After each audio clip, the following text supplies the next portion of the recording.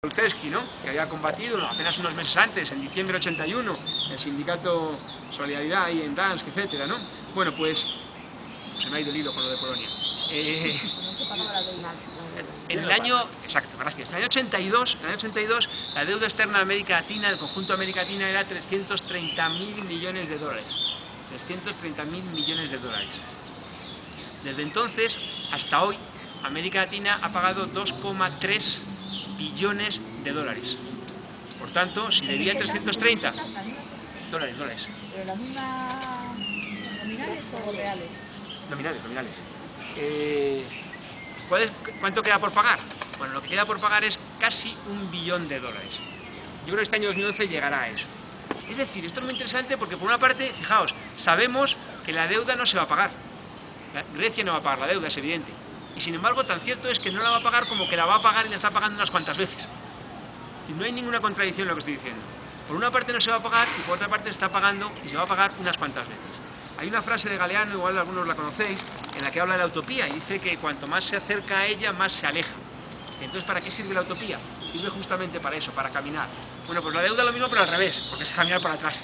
Cuanto más se paga, más se debe. Es decir, muchas veces, a mí, pues por esta y tal, me dicen, bueno, pero ¿Grecia va a pagar la deuda? La respuesta es, no la va a pagar, nunca la va a pagar formalmente, pero en realidad la va a pagar realmente mucho más que una y que dos y que tres veces.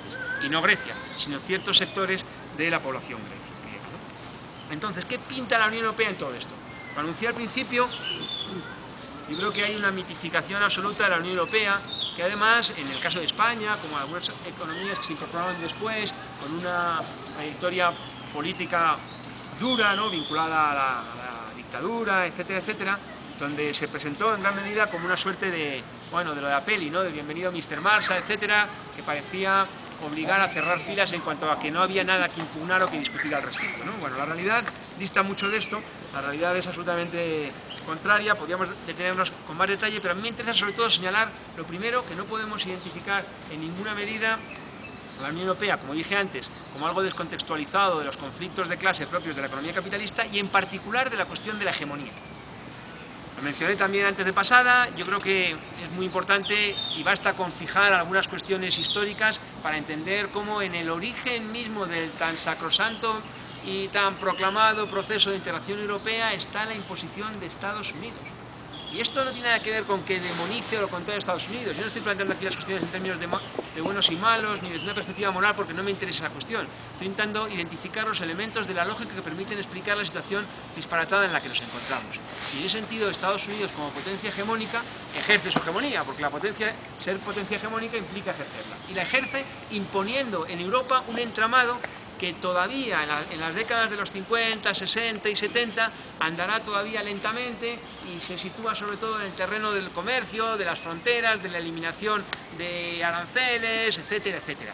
Pero que en el contexto de la respuesta a la crisis de los 70, en el contexto de esa intención de hacer de toda Europa lo mismo que había hecho del Reino Unido Margaret Thatcher desde el año 79, se impone unas nuevas vueltas de tuerca cada vez más aceleradas, que toman dos puntos de inflexión. Uno, año 86, acta única. El acta única es el marco reglamentario que la Unión Europea va a imponer el camino hacia el mercado único.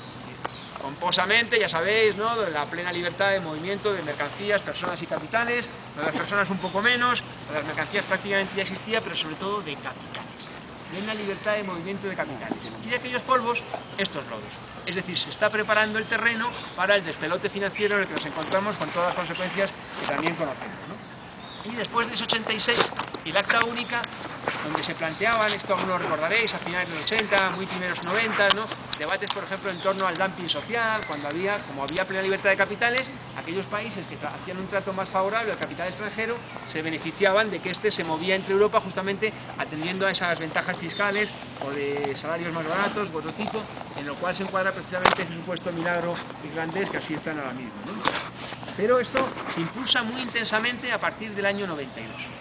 La continuidad en una situación de estancamiento, de dificultades, de irregularidad en el crecimiento, de asimetrías, impone un disciplinamiento que va a tomar una forma verdaderamente contundente, ¿no?, que es la de la moneda única, el euro, ¿no?, la Europa del euro, ¿no?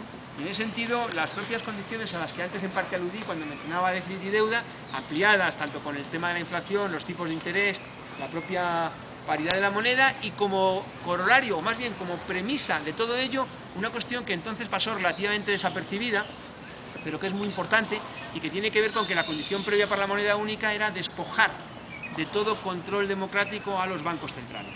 El Estatuto de Autonomía de los bancos centrales es un prerequisito para la moneda única, que es precisamente lo que impide que hoy Suecia, que evidentemente en su momento cumplía todos los requisitos, se incorporara a la moneda única. Y eso tiene que ver con que la Constitución sueca prohíbe expresamente, ya sé que se pueden cambiar las constituciones incluso en un par de semanas en agosto si es preciso, pero también está la clase trabajadora organizada con sus instituciones, etcétera, etcétera, ¿no? Bueno, la cuestión es que en Suecia está planteado así, no importa, lo que quería señalar solamente es que afinemos ya la idea de que incluso quien muy benevolentemente siguiera pensando que en qué viene Europa porque no había guerras, que no es verdad, porque ya habían estado las de Yugoslavia, por ejemplo, que también es Europa, pero quien muy benevolentemente, lo que fuera, tenía que ir necesariamente bajando a la realidad de que había una impugnación frontal de una magnitud desconocida hasta entonces de las cuestiones democráticas más elementales. Por ejemplo, que dentro de unos días aquí habrá elecciones y obviamente no se va a discutir nada acerca de la política monetaria o la política cambiaria, porque los ciudadanos españoles no tenemos derecho siquiera a opinar de ello, dado que ha sido transferida a un órgano, el Banco Central Europeo,